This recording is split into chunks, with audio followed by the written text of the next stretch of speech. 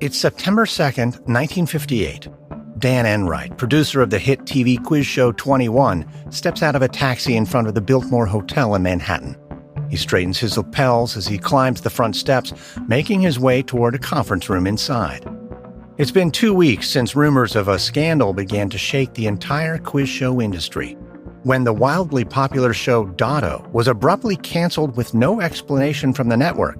News outlets began digging into the case, and before long they discovered that the show was being investigated by the FCC for allegedly being rigged in favor of certain contestants. Now the Manhattan District Attorney's Office is looking into other quiz shows facing similar allegations, including those made by former 21 champion Herbert Stempel. Stempel is publicly accusing Enright of supplying answers to both himself and another champion, Charles Van Doren. But as Enright waits for the DA's investigation to play out, he's well prepared to battle Stempel in the court of public opinion. Enright has 2 pieces of evidence up his sleeve: a signed letter from Stempel stating that he never received any quiz question answers, and a secret recording from a meeting between Stempel and Enright where a seemingly unhinged Stempel admits to multiple crimes. Enright hoped he would never have to use these, but Stempel has forced his hand, and now he's going to reveal them publicly for the first time. Enright swings open the doors of the conference room and walks past the gaggle of reporters to a table at the front of the room, where his business partner, 21 host Jack Barry, is seated with a reel-to-reel tape machine ready to begin. Enright takes a seat next to Barry and begins reading Stempel's signed letter. He doesn't reveal that the statement is completely false, that he forced Stempel into writing it with promises of future work in TV. Then, when Enright is finished with the letter, he switches on the tape machine. As it plays, he watches the stunned faces of the reporters in the room as they listen to Stempel's voice describing how he's been consumed by jealousy of Van Doren, his tale of squandering his prize money by investing in an illegal gambling operation, and even his previous attempts to blackmail Enright. Enright hits stop on the reel-to-reel and turns to the reporters. "Well, I believe this letter and tape speak for themselves, but I'm happy to take any questions." "Yeah, Mr. Enright, why did you wait 18 months to report Herb Stempel's apparent blackmail attempt?" "My intention was to report it immediately, but I was advised against doing so by my press agent. He was afraid that even the mere accusation of collusion would cause the show to be canceled." "Well, Mr. Enright, whether or not there was any funny business behind the scenes, there's now a cloud of suspicion over you and Mr. Barry. Will you step down from your roles on the show, at least temporarily, to ensure the public's trust in the program?" I feel comfortable speaking for myself and Jack when I say that that's never going to happen. Frankly, if anyone's going to step down, it should be the reporters who've been blindly repeating Stempel's claims without a shred of evidence. Did you have any ethical qualms about secretly recording Mr. Stempel? About playing it publicly?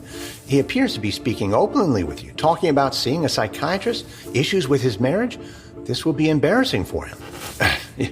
Taping people is not something I go around doing normally, no, but he put me in a terrible spot with this scheme. I felt my back was against the wall, and I never would have played it publicly for sure, but Mr. Stempel is the one who decided to attack me in the press. I have no choice but to defend myself. You should ask him about the ethics of trying to blackmail someone who is really only trying to help him. These psychological issues Stempel talks about on the tape, did you ever sense they were present during his time on the show? Well, I certainly didn't ever think he was a criminal, no, but if I'm being honest, he was a bit of an odd duck. Frankly, I found his eccentricities endearing, and I hope the audience would as well. And I got to know Herb and his wife, and I really came to see him as a friend. That's what's so heartbreaking about this mess. I guess I was just naive. I overlooked the darker elements of his soul. That's my only regret in this whole situation. As Enright concludes the press conference, he glances over at Barry, who shakes his head. Right from the start, Barry had expressed doubts about Enright's whole rigging scheme and asked to be kept out of it. He had warned Enright of this exact scenario eventually playing out, a disgruntled contestant trying to expose the show. But as far as Enright is concerned, they just dodged a bullet. As long as the other contestants remain quiet, he's optimistic he'll be able to salvage his career and his hit show.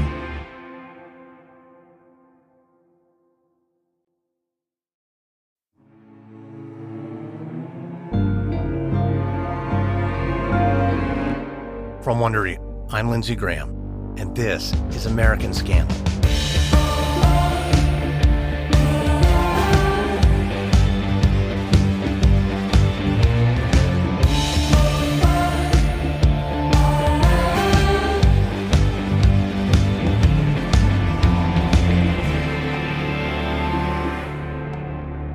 By the summer of 1958, the TV quiz show craze had reached its peak, with dozens of shows appearing on the air, many of them among the most watched on television.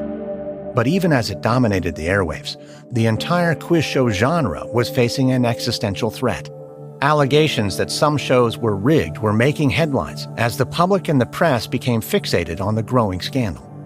And while the show's producers scrambled to protect themselves, investigators inside the Manhattan District Attorney's Office tried to separate fact from fiction until one contestant came forward with proof that could not be ignored, forcing TV quiz show's most famous champion to make an agonizing choice. This is Episode 4, Deception. It's September 3rd, 1958 in Manhattan. Assistant District Attorney Joseph Stone is seated at the desk of his office, looking over a handful of documents in preparation for a meeting with quiz show whistleblower Herbert Stempel. In the past week, Stone has interviewed Stempel several times, and on every one of these occasions, Stone has found him sober and credible. But then just yesterday, 21 producer Dan Enright held a press conference where he not only vigorously denied Stempel's allegations, but presented hard evidence to make his case. Stone has heard the tape, and it's left him with doubts about whether Stempel can be trusted. If he can't, then Stone will have to decide whether his investigation into 21 is worth pursuing any further. But before that happens, he wants to give Stempel the opportunity to explain himself. Stone's secretary buzzes him over the intercom, announcing that Stempel has arrived. Stone instructs her to show Stempel in. As soon as Stempel takes a seat, Stone presses play on the reel-to-reel tape machine sitting on his desk. The room fills with the grainy sound of the now infamous Enright recording, on which Stempel admits to attempting to blackmail the producer and also says he invested a large chunk of his prize money into a Florida gambling scheme. When the tape finishes, Stone asks for Stempel's response, and immediately Stempel goes on the defensive. He says the tape is highly edited and that Enright cut out the parts where the producer admitted to scripting the outcomes of matches on 21. He reminds Stone that Enright was a longtime radio producer and certainly knows his way around a tape machine well enough to cut and splice portions together. Stone concedes this point and says he already suspected the tape was manipulated. But even so, Stempel has questions to answer about his extortion scheme. Then, to Stone's surprise, Stempel admits to everything. He explains that he was feeling desperate. He was bitter about being eclipsed by Charles Van Doren, and he made a terrible mistake. But Stempel insists that his story about Enright rigging 21 is still 100% true. Stone sits back in his chair and puts his hands on his head. He wasn't expecting a confession from Stempel today, but he seems genuine. Stone then leans forward and tells Stempel he has no idea who to believe at this point. While he's inclined to accept Stempel's account of what went on behind the scenes, right now it's just Stempel's word against Enright's, and Enright is the only one who's come forward with corroborating evidence. Unless Stempel can do the same, Stone's investigation doesn't have enough to go on. Then, as if waiting for the opportunity, Stempel explains that he might be able to produce some evidence. He says that on 21, the returning champion is forced to risk a portion of their winnings when facing a new challenger. So when the contestant finally loses, a good chunk of their winnings is handed over to the player who defeated them. For that reason, it's impossible to say how much a champion will be paid out until they're off the show. However, in Stempel's case, he was paid out several times while he was still competing on the show. He says there's no way Enright would pay him tens of thousands of dollars in advance if the producer had no idea what the final tally would be.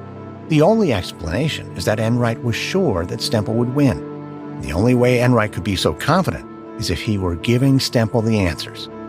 Stone's eyes grow wide as he listens. This is certainly something worth exploring. And Stempel goes on, reasoning that he wasn't likely the only player being paid in advance. Enright almost certainly did the same with other contestants. In fact, Stempel says, if Stone can get his hands on all of 21's payroll records and compare the dates to when each champion was eliminated from the show, he might be able to prove Stempel's claim.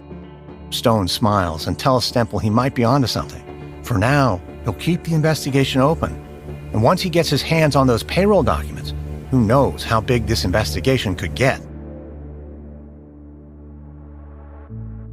Shortly after his meeting with Herbert Stempel, prosecutor Joseph Stone reaches out to Dan Enright's lawyer, asking for 21's payroll records. But Enright's lawyer is slow to hand them over, offering a series of excuses that further arouse Stone's suspicions. Then, just days later, yet another quiz show comes under fire.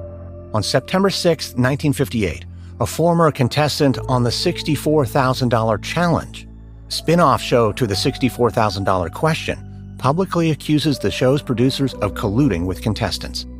With mounting evidence of widespread fraud across several quiz shows and public interest growing by the day, Stone and his boss, District Attorney Frank Hogan, decide to press forward with full force.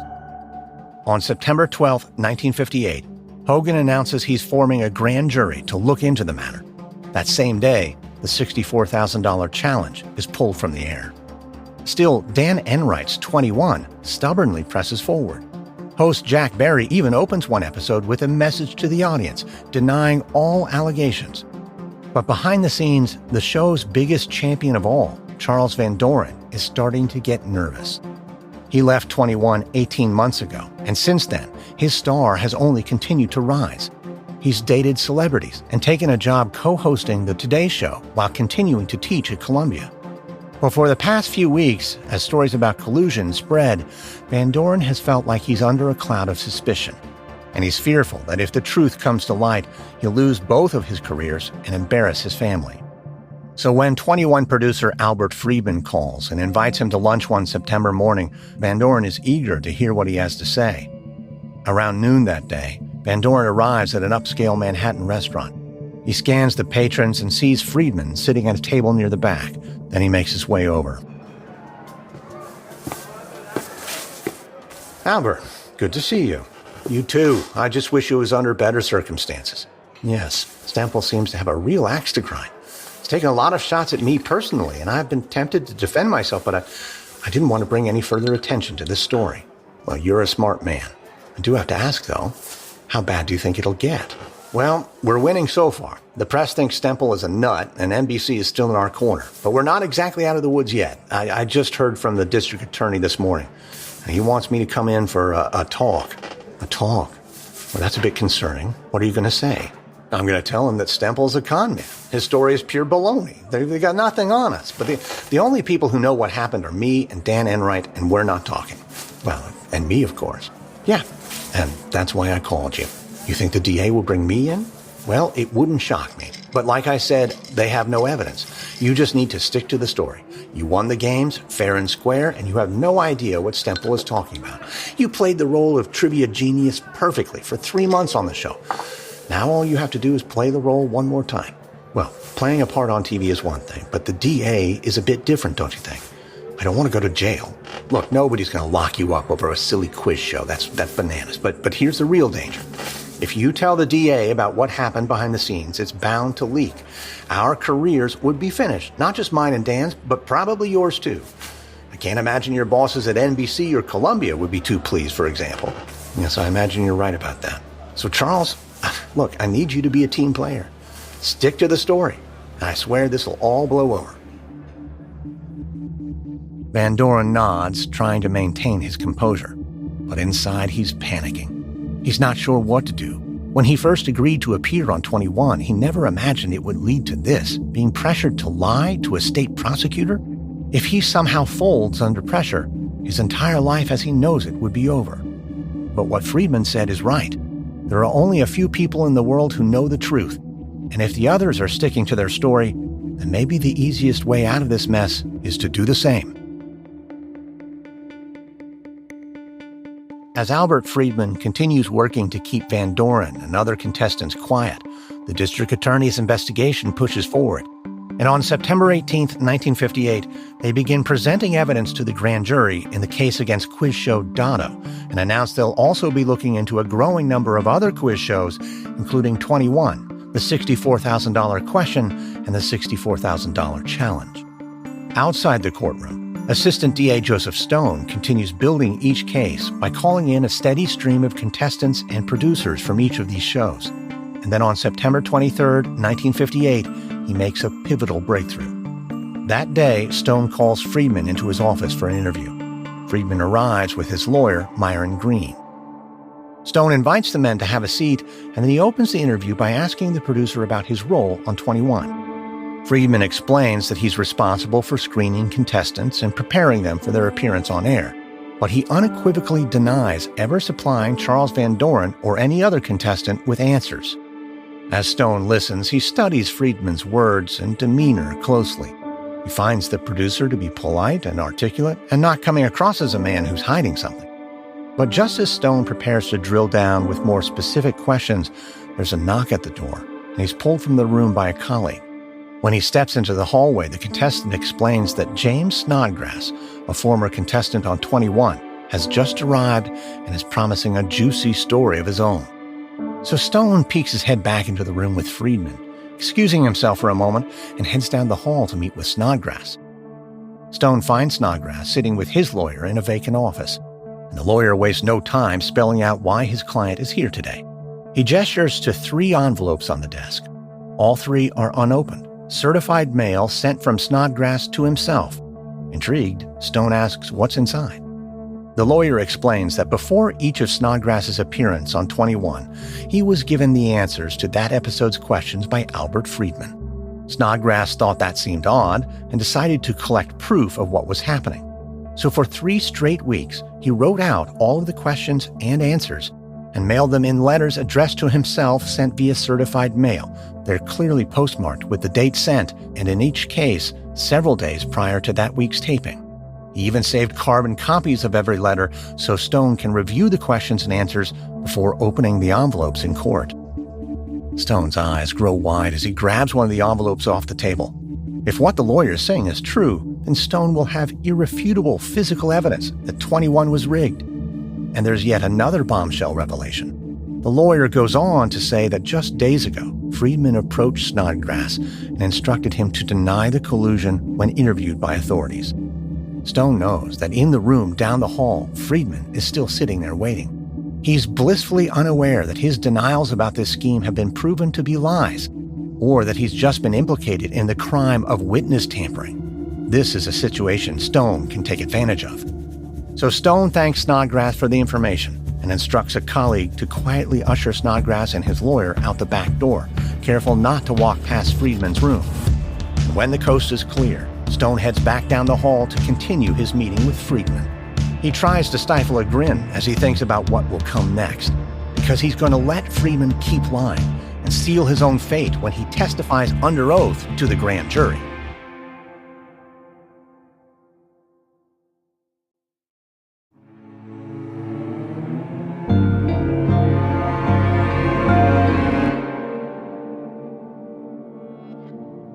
On October 16, 1958, with the New York District Attorney's investigation garnering daily headlines, NBC pulls 21 from the air. Just a few weeks later, the show that kicked off the quiz show craze, The $64,000 Question, is also canceled. The grand jury hearings stretch on for another 8 months. Over 200 witnesses are called, including Herbert Stempel and James Snodgrass, the whistleblowing contestants from 21.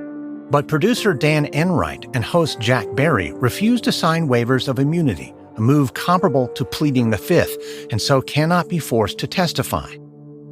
Still, dozens of other contestants and producers do choose to testify and proceed to lie on the stand, including Albert Friedman and Charles Van Doren, completely unaware of the evidence that James Snodgrass presented to prosecutor Joseph Stone. So in late October 1958, Friedman is indicted for perjury. Then several months later, he has a change of heart and asks to testify again. This time, he comes clean about supplying answers to contestants on 21. And when the grand jury finally wraps up in June of 1959, there is hope among the public that they'll finally learn the truth behind the quiz show scandals. But when the grand jury presents its report to Judge Mitchell Schweitzer, he shocks the country by sealing it, shielding the findings from public view. The judge cites an obscure legal technicality, but otherwise offers no explanation for his decision.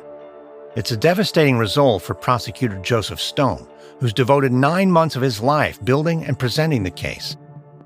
But soon after, Congress takes an interest in the scandal, and in July of 1959, an ambitious young staffer named Richard Goodwin travels to New York in hopes of securing the sealed grand jury report.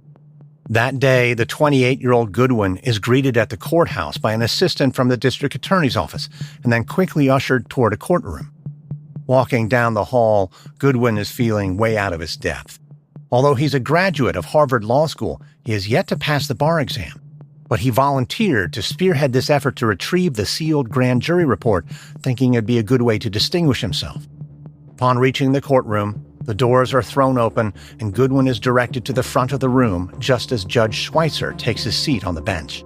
The judge bangs his gavel and then begins reading through formal legalese to begin the hearing. Goodwin begins to wonder if he's bitten off more than he can chew.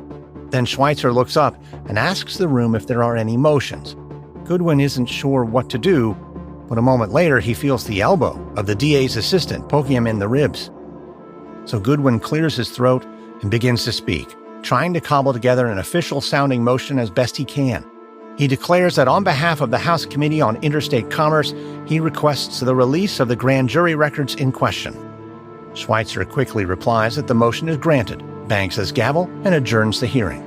As Goodwin stands frozen in silence, he feels the assistant's arm around his shoulder congratulating him. Then, as the shock fades, Goodwin realizes he'll be heading back to Washington with the now unsealed report. And just like that, the quiz show investigation will continue, this time led by the U.S. Congress. Within days of this hearing, Goodwin receives the massive 12,000-page grand jury report and begins reading. What he finds leaves him convinced that there was rampant fraud across a half-dozen quiz shows, but he doesn't see much that would meet the high legal bar for criminal convictions. Still, tens of millions of Americans tuned in each night to watch these shows, and they have a right to know if they were being deceived. So Goodwin decides it would be worth it for the U.S. House Committee on Interstate Commerce, which oversees the television industry, to investigate the issue for themselves. Goodwin spends the next few weeks interviewing a variety of people involved, including both Herbert Stempel and Charles Van Doren. Stempel repeats the same story he's been telling to the press and prosecutors for the past 2 years. Van Doren sticks to his story, too, denying any involvement in the collusion. And in their initial meetings, Goodwin finds Van Doren believable, even grows fond of him. But as Goodwin continues making his way through the details of the massive grand jury report, he discovers sworn testimony from Albert Friedman, admitting that he personally provided Van Doren with answers on more than a dozen occasions. Now Goodwin is forced to conclude that Van Doren has been lying. But despite all this, Goodwin still sympathizes with Van Doren. He finds him to be an otherwise decent man who's trying to save his public reputation. So just days before the public congressional hearings are set to begin, Goodwin invites Van Doren to meet one more time to offer some advice. That night in September 1959, Goodwin is at his home in the Georgetown neighborhood of Washington when he hears the front doorbell ring. Opening the door, Goodwin finds Van Doren on the doorstep and steps outside to greet him. He explains that it's important that they talk, but that they should do it somewhere private. His house is small and he doesn't want his family overhearing their conversation. Van Doren says he rented a car and offers to take Goodwin on a drive while they talk. Goodwin nods. Van Doren starts the car and begins driving aimlessly through the upscale residential streets of Georgetown, while Goodwin in the passenger seat explains the situation. So, here's the thing, Charles. I know you've been lying to me about what happened on 21. I wanted to believe you, I really did, but all the evidence says otherwise. There's just no reason Friedman would testify that he gave you questions if he didn't do it. Well, that's unfortunate, because I promise you it never happened. Perhaps Friedman was bullied into telling the prosecutor what he wanted to hear. Is that what you're trying to do with me now? No, far from it. That's not even my job. And maybe I'm crazy, but I don't even take the lying personally, because I know you're in a tough spot. You've got a plum job on the Today Show, a promising academic career. I'm sure you've got your family's reputation to worry about as well. Well, all of that is true, but I must insist that I am innocent. That's fine, but I need to give you a warning at least. The Congressional Committee has decided to make all testimony voluntary. You won't be forced to tell them anything, and that's good news, but it comes with some bad news. If you make any statement from this day forward that contradicts other witness testimony, you're going to force their hand. They're going to have no choice but to subpoena you. So you're telling me just to stay quiet? I guess so, yeah. Even if you feel you can't. Because when Stempel gets up there, he's going to try to tear you apart, call you a phony, the whole 9 yards. You'll be tempted to respond, but if you do, you will be forced to testify publicly under oath. I won't be able to help you. I'm just a junior staffer. They won't listen to me. I probably shouldn't be talking to you right now. Well, I appreciate you looking out for me. If you really want to show your appreciation, take my advice and have the good sense to stay quiet. The two men drive in silence for a moment before Van Doren pulls the car to a stop outside Goodwin's house. Then Van Doren finally speaks up. You know, Dick, I consider you a friend. And someday, when all this is over, I'll be able to tell you why everyone else has been lying to you. Goodwin shakes Van Doren's hand and then steps out of the car.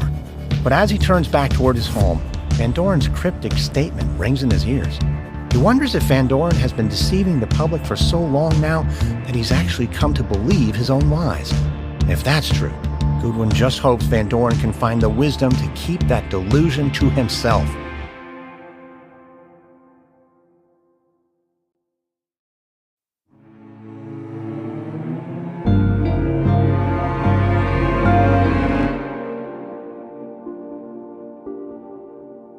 By early October 1959, the Congressional Committee looking into the quiz show scandal is ready to begin public hearings. It's been more than 2 years since former 21 champion Herbert Stempel began reaching out to reporters, saying the show was rigged, and nearly 1 year since he testified to the Manhattan grand jury. And in that time, Stempel's claims have been contradicted by both the show's lead producer, Dan Enright, and the man who defeated him, Charles Van Doren. Time and again, Stempel's name has been dragged through the mud.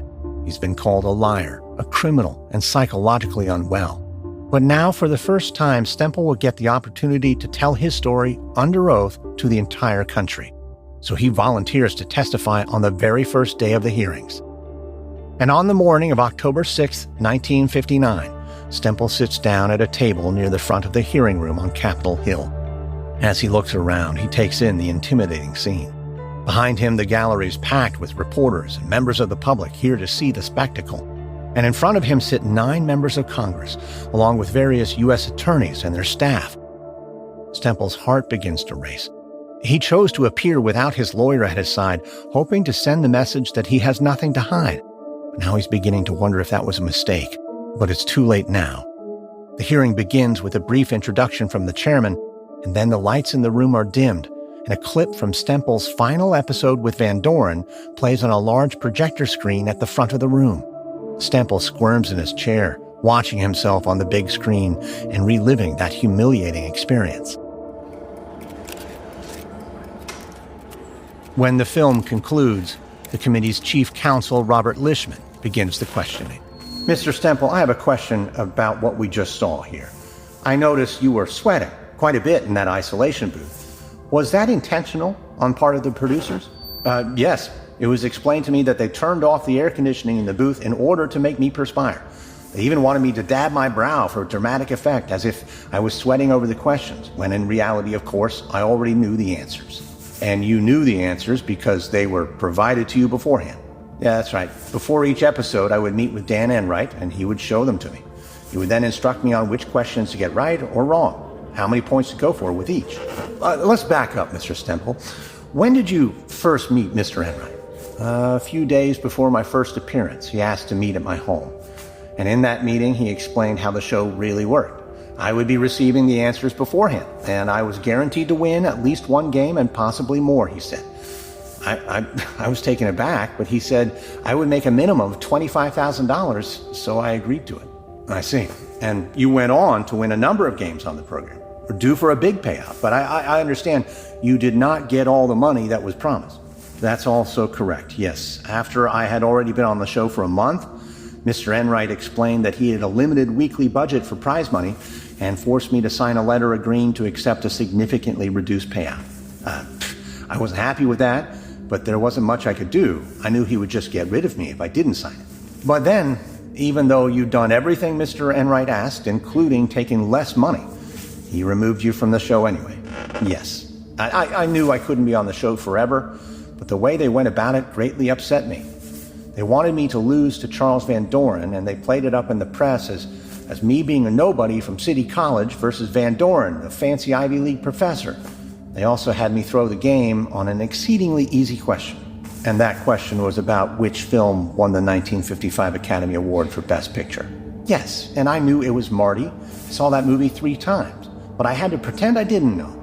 The whole thing, sir, was humiliating. I knew I could easily beat Van Doren if it was a real game.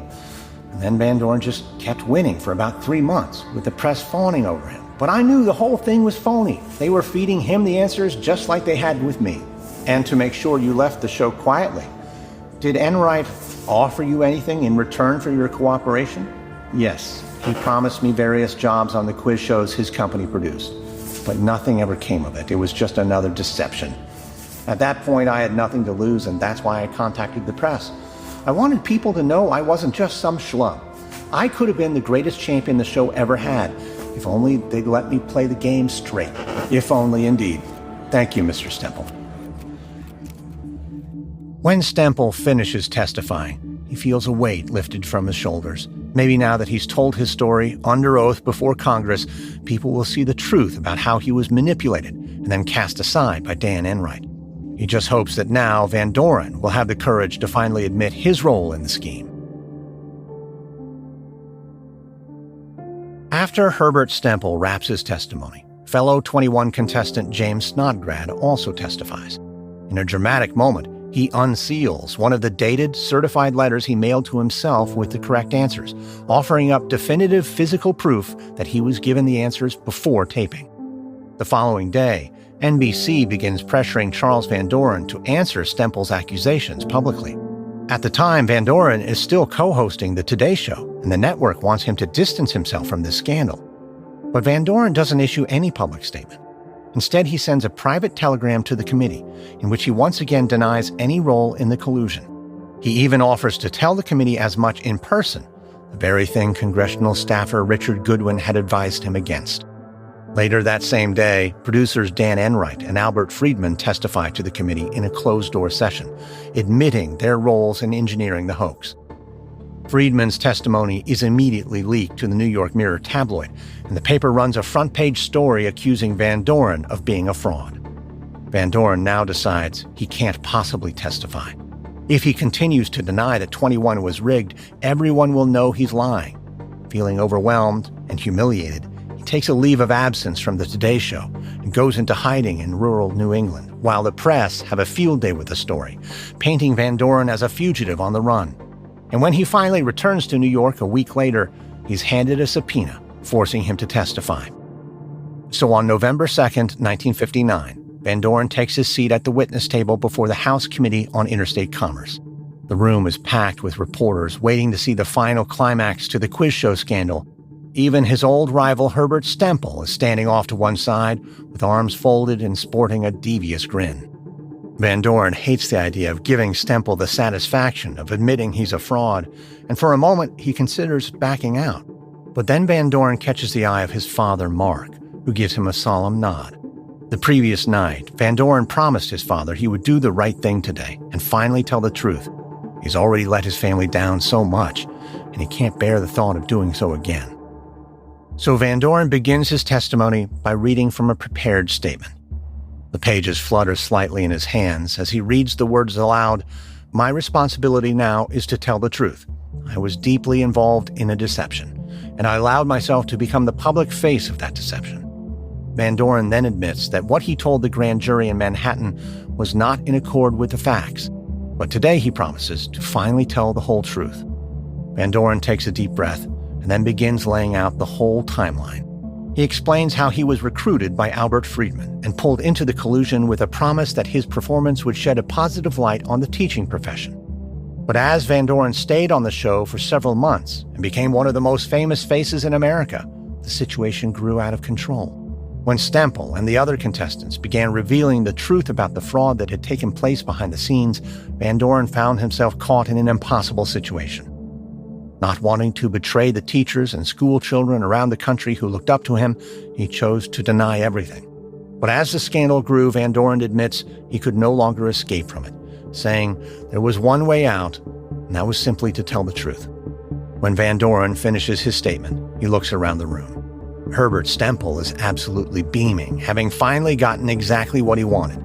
But Van Doren's father looks ashen as tears form in his eyes. Van Doren knows admitting the fraud will likely cost him a great deal, his position with NBC and Columbia. But what was always most important to him was living up to his family's prestigious name and making them proud. He knows he's brought them shame with his actions over the past 3 years, but he hopes that by finally telling the truth, he's taken the first small step toward earning back their respect. Following Van Doren's statement, the committee's response is mixed.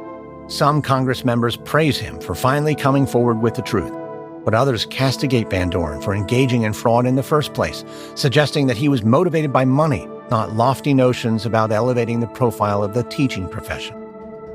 In the following weeks, a stream of contestants, producers, network executives, and sponsors all also testify.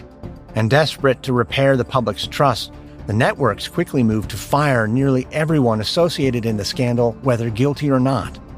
They also wrest away control of the remaining shows from the sponsors, ensuring that producers will no longer be intimidated into manipulating outcomes under pressure from their corporate benefactors.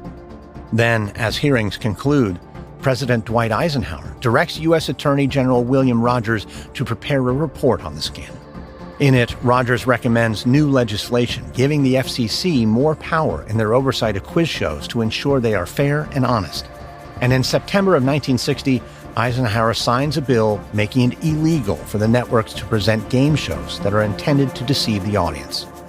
A month later, 18 quiz show contestants and producers are indicted for perjuring themselves to the grand jury, Charles Van Doren among them.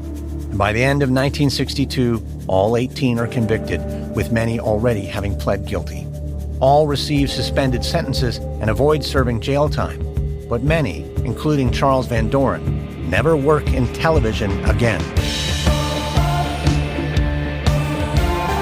From Wondery, this is episode 4 of Quiz Show Rigging from American Scandal.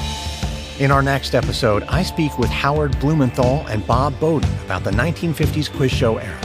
Blumenthal's father was a producer on 21, and between the two of them, they've known, worked for, or interviewed many of the people that were part of the scandal.